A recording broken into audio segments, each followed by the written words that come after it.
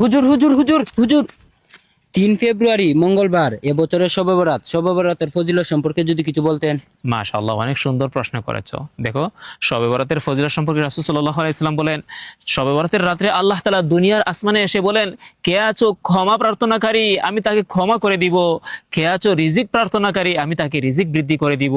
কে আছো বিপদগ্রস্ত, আমি তার বিপদ মুক্ত করে দিব। তো আরবি শাবান মাসের 14 তারিখ দিবাগত রাত্রে শবে বরাত। এবছরের শবে বরাত ইংরেজি হিসাবে 3 ফেব্রুয়ারি মঙ্গলবার দিবাগত রাত্রে। এই জন্য এই রাত্রে বেশি থেকে বেশি নফল নামাজ পড়বা, কোরআন তেলাওয়াত করবা, দোয়া ইস্তেগফার করবা, মন থেকে তাওবা করবা যে আমি আর কখনো কোনো ধরনের গুনাহের কাজ করব না। ইনশাআল্লাহ আল্লাহ তাআলা তোমাকে ক্ষমা করে দিবেন। তবে দুই শ্রেণীর লোককে আল্লাহ তাআলা শবে বরাতের রাত্রেও ক্ষমা করবেন না। এক শ্রেণীর লোক হলো যারা মুশরিক, আল্লাহ তাআলার সাথে অন্য কাউকে শরীক করে, তাদেরকে আল্লাহ তাআলা ক্ষমা করবেন না। 2 নম্বর শ্রেণীর লোক হলো যারা বিদ্বেষ পোষণ করে, হিংসুটে স্বভাবের, আল্লাহ তাআলা তাদেরকেও ক্ষমা করবেন না। এজন্য এই দুই প্রকার থেকে অবশ্যই আমাদেরকে বিরত থাকতে হবে।